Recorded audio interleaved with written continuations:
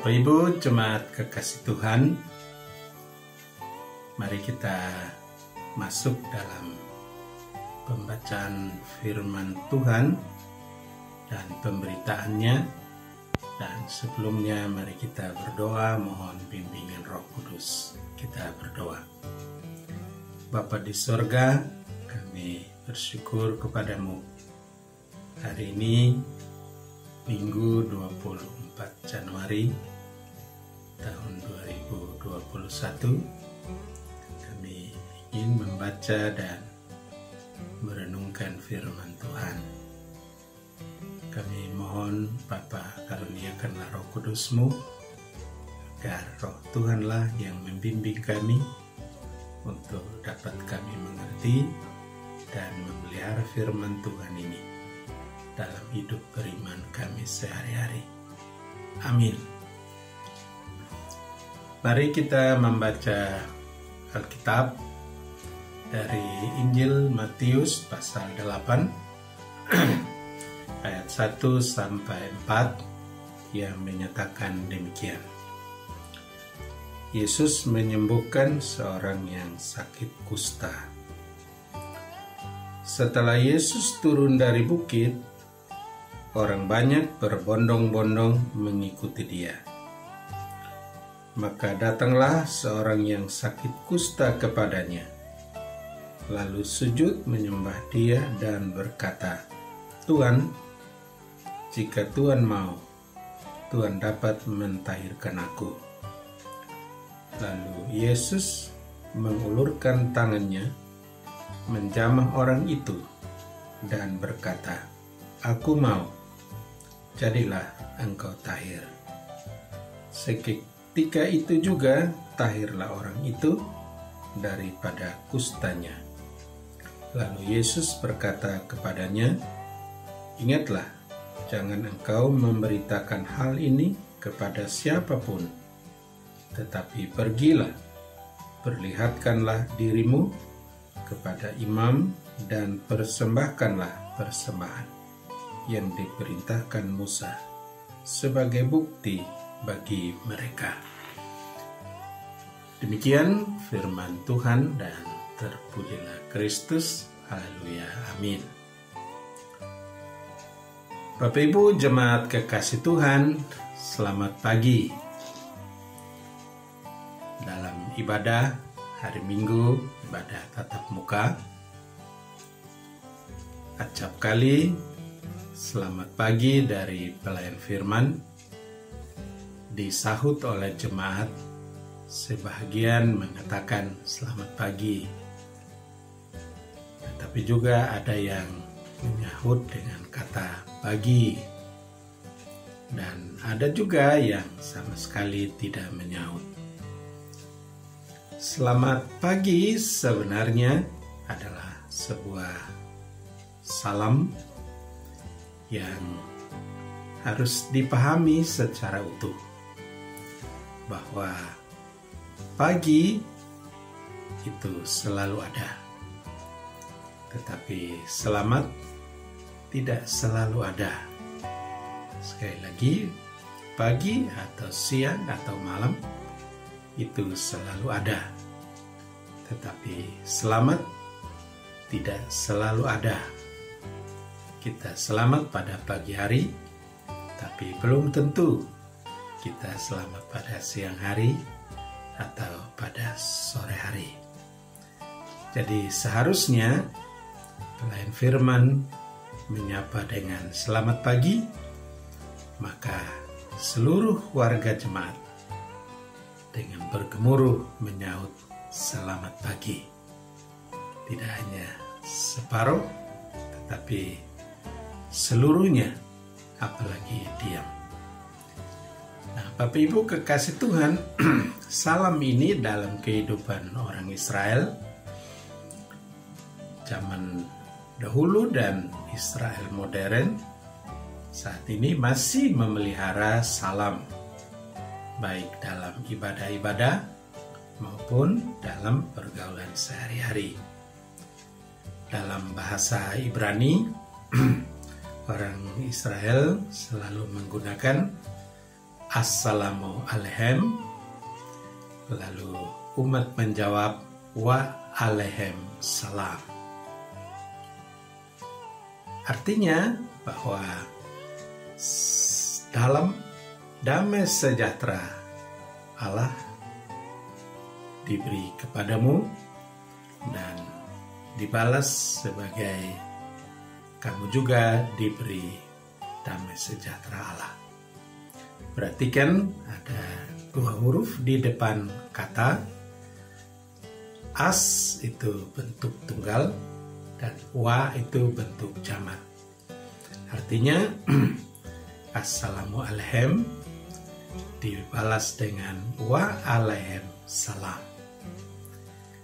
Nah, saudara-saudara kita yang muslim yang menggunakan bahasa Arab yang tentu satu rumpun dengan bahasa Ibrani, bahasa Aram yang terkumpul dalam induknya bahasa Semit menggunakan kata yang sama, berbeda tekanan.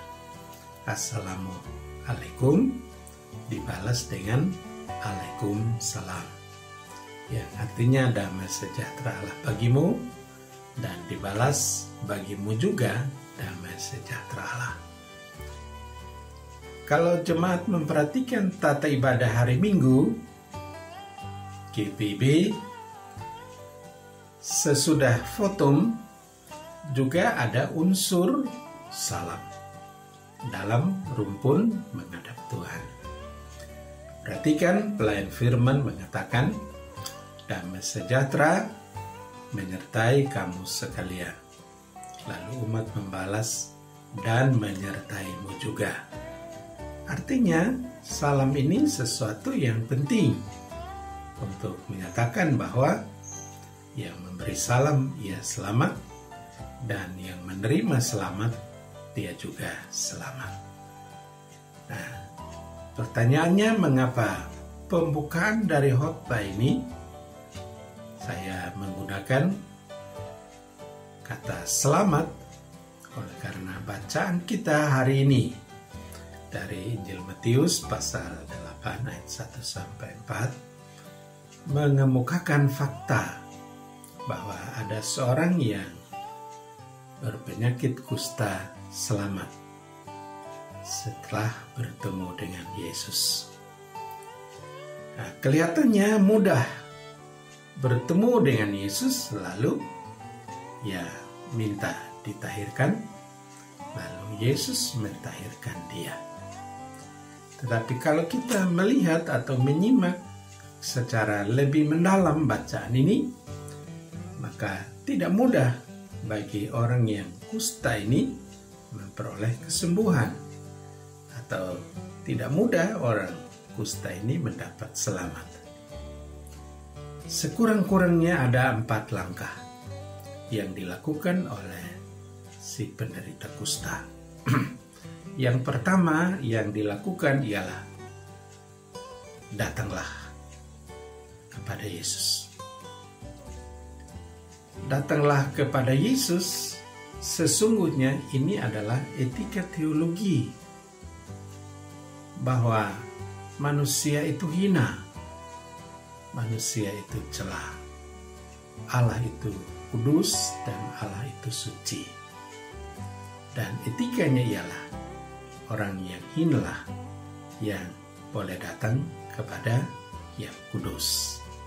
Ini prinsip iman Kristiani atau prinsip etika teologi, bahwa kitalah yang harus datang kepada Tuhan. Ibadah hari Minggu sesungguhnya menolong kita untuk memahami bahwa umat tidak mengundang Yesus untuk datang di dalam ibadah hari Minggu, tetapi Tuhan sudah ada di dalam rumahnya, yaitu di gereja, dan menunggu untuk umat datang menyembah dan memuliakan Dia. Ya. Jadi Tuhan yang menunggu kedatangan kita untuk kita beribadah kepada Tuhan. Karena itu votum selalu menyatakan bahwa pertolongan kita adalah dari Tuhan yang menciptakan langit dan bumi. Artinya kesediaan Tuhan dan datangnya umat menemui Dia, ini bisa terjadi karena semata-mata pertolongan Tuhan. Tuhanlah yang memungkinkan supaya kita datang, bertemu dengan Dia dan beribadah kepadanya. Berbeda dengan kita mengundang Tuhan. Kalau kita mengundang Tuhan, maka sesungguhnya kita menurunkan derajat ketuhanan Yesus. Bahwa Yesus itu Tuhan, kita turunkan sebagai seorang sahabat, seorang kenalan, atau seorang yang sejajar dengan kita yang patut kita undang. Kalau kita tidak mau undang, kita tidak undang. Tetapi kalau kita mau undang, kita undang dia. Lalu setelah acara selesai, undangan boleh pulang. Ya. Tetapi hakikat dari etika teologi Kristiani ialah bahwa kitalah yang harus datang kepada Tuhan. Setiap rumah tangga harus menjadikan Kristus sebagai tuan rumah. Seterusnya dan selama-lamanya. Jadi pagi hari ia boleh datang, dia mengutarakan segala sesuatu kepada Tuhan sebagai kepala keluarga. Dia menyatakan syukur dan menyampaikan permintaan-permintaan. Pada malam hari dia mau tidur, dia datang kepada Tuhan. Dia menyampaikan syukur dan memohon perlindungan. Inilah etika Kristen yang mesti kita hidupkan di dalam kehidupan beriman kita. Nah, Bapak Ibu kekasih Tuhan, datanglah si kusta ini kepada Yesus. Orang yang menderita kusta mau mengajar kita satu prinsip etika untuk harus dipelihara dalam hidup beriman kita sehari-hari. Kita yang mesti datang. Memang kita tidak akan menjumpai Tuhan kalau Tuhan tidak berkenan turun dan menjumpai kita. Tetapi sebagai orang yang beriman kepada Tuhan, usaha pertama kita ialah harus selalu datang kepada Tuhan. Ini langkah pertama bagi orang yang berpenyakit kusta, datang kepada Yesus. Langkah kedua ialah sujud dan menyembah Yesus. Orang kusta ini sujud dan menyembah. Sujud dan menyembah acap kali menjadi persoalan. Karena orang yang bersujud dan menyembah lebih sering mementingkan aspek fisiknya. Dia tundukkan kepala, dia tutup mata, tangannya diketupkan, apakah di dagu atau di hidung atau di dahi, sebagai tanda sujud dan menyembah. Atau dia berlutut, atau dia sampai mencium lantai. Itu sering kita mengutamakan sujud menyembah yang mementingkan fisik. Tetapi orang kusta ini menunjukkan aspek yang lain, yaitu aspek rohaninya. Ya, bahwa sujud menyembah kepada Allah tidak hanya memerlukan wujud sembah sujud secara fisik, tetapi sujud menyembah secara roh. Bahwa roh kita yang harus sujud dan menyembah. Karena apa? Karena Allah itu roh. Roh kita yang sujud menyembah bertaut dengan roh Allah yang adalah Allah. Maka pertemuan roh kita dan roh Allah itulah yang memancarkan energi, kekuatan untuk kita melakukan kebenaran-kebenaran dalam hidup ini. Ya, jemaat mesti ingat bahwa percakapan Yesus dengan perempuan di Samaria perempuan Samaria itu mengadu bahwasanya kami hanya bisa beribadah di gunung ini, tapi kami tidak bisa sembahyang di Yerusalem. Tapi Yesus katakan bahwa pada saatnya, dan saatnya sudah tiba, bahwa setiap orang tidak akan menyembah Allah lagi di gunung ini atau di gunung Sion atau di Yerusalem, tapi orang akan menyembah Allah dalam roh dan kebenaran. Ya, Yohanes pasal 4 ayat 24 menyebutkan bahwa karena Allah itu roh, maka barang siapa yang menyembah Allah, siapa yang sujud menyembah Allah, dia harus menyembahnya dalam roh dan kebenaran. Bapak Ibu kekasih, orang kusta ini melakukan sujud sembah dalam roh kepada roh Allah. Roh orang kusta, dia sujud dan menyembah kepada roh Allah. Roh Allah yang ada di hadapannya ialah Yesus. Dan karena itu, Bapak Ibu sekalian, penyembahan yang benar dalam roh dan kebenaran dapat mengubah wajah atau pandangan Kristus. Sujud dan sembah dalam roh dan kebenaran dapat mengubah pikiran Yesus. Ya, perhatikan bahwa sembah sujudnya orang kusta ini mengubah pandangan Yesus dan mengubah pikiran Yesus yang semula pandangannya kepada orang banyak. Ya, pikirannya juga bisa mau dan tidak mau. Tetapi kalau orang kusta ini menyembah Yesus dalam roh dan kebenaran, maka Allah memalingkan wajahnya dari yang umum dan khusus kepada orang kusta. Dari netral pikirannya, mengubah pikirannya menjadi fokus kepada orang kusta. Karena itu, kita harus perhatikan bahwa kalau kita mau Allah menolong kita, kita harus perbaiki bagaimana kita sujud dan menyembah dalam roh dan kebenaran. Sekali lagi, kalau kita beribadah dalam roh dan kebenaran, kita dapat mengubah apa yang Tuhan sediakan buat kita sekalian. Bapak Ibu, langkah yang ketiga ialah mencari maunya Yesus, mencari maunya Tuhan.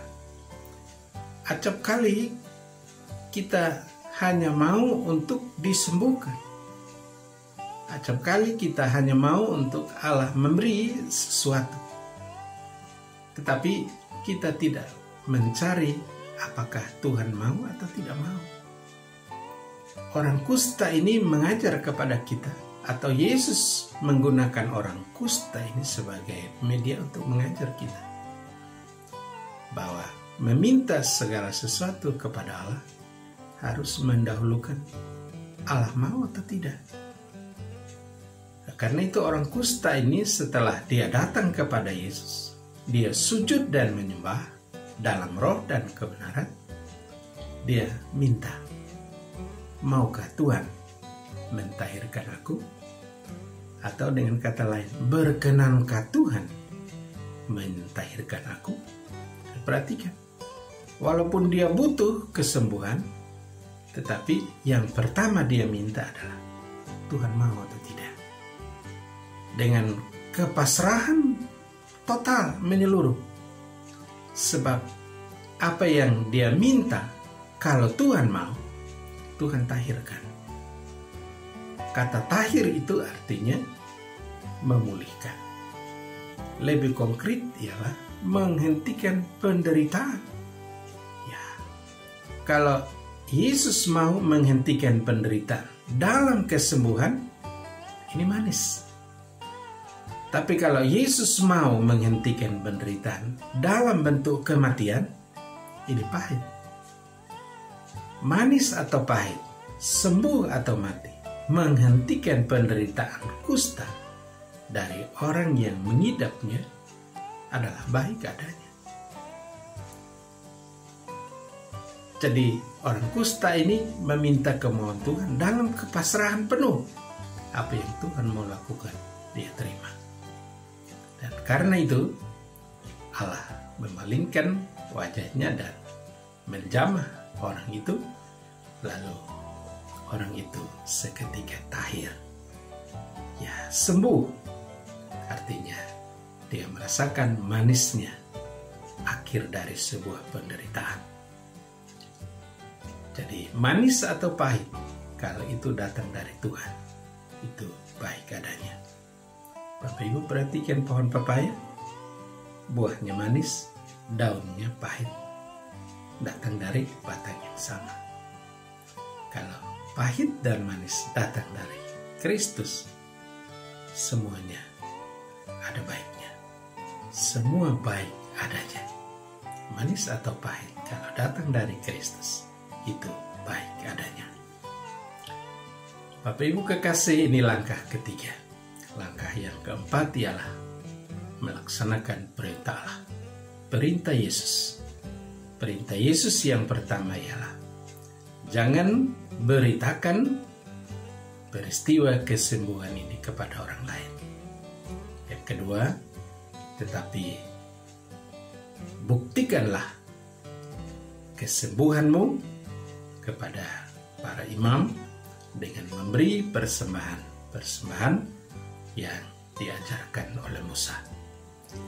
Artinya, apa yang kita datang kepada Allah, kita sujud menyembah kepada Allah dalam roh kebenaran. Lalu apa yang Tuhan penuhkan keperluan kita di dalam hidup ini, kita harus tutup dengan beribadah dan menyembah, memuliakan Tuhan. Yesus tidak menginginkan pemberitaan kata-kata dari orang kusta ini. Tapi Yesus ingin supaya orang kusta yang sembuh memberi bukti kepada orang lain melalui kehadiran dirinya dalam memberi persembahan syukur kepada Allah. Nah, itulah 4 langkah yang dilakukan oleh orang yang berpenyakit kusta ini sehingga ia boleh memperoleh keselamatan. Si kusta memperoleh selamat, dia sembuh, dia tahir, dan menjadi orang yang sehat. Bapak Ibu kekasih-kekasih Tuhan, dalam pandemi ini sesungguhnya adalah waktu untuk mereparasi apa yang selama ini tidak cocok dengan Tuhan. Mereparasi bagaimana kita menyembah Allah. Sebelumnya mungkin kita selalu mengundang Tuhan, maka harus diubah. Bukan kita mengundang Tuhan, tapi kitalah yang datang kepadanya.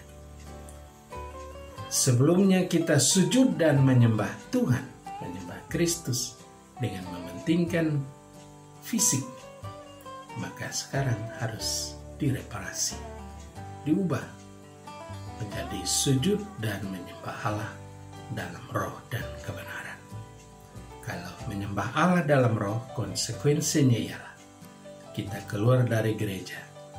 Di jalan kita kerjakan hal-hal kebenaran, di rumah kita kerjakan hal-hal kebenaran, di kantor kita kerjakan hal-hal kebenaran, di mana saja kita lakukan hal-hal kebenaran. Sehingga apa yang menjadi kebutuhan hidup sehari-hari di masa pandemi ini, Tuhan selalu ada di dalam hidup kita, selalu menjadi kepala keluarga kita, dan selalu menolong dan menyertai kita setiap saat. Kita sedang berhadapan dengan seleksi alam. Kita tidak bermaksud untuk dapat menaklukkan alam, tetapi kondisi alam yang sedang menyeleksi ketahanan iman, ketahanan imun kita harus dilakukan sebagai sebuah penyesuaian, sebuah adaptasi.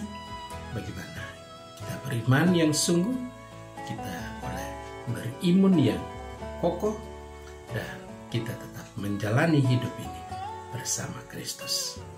Kiranya Tuhan memberkati firman-Nya. Amin.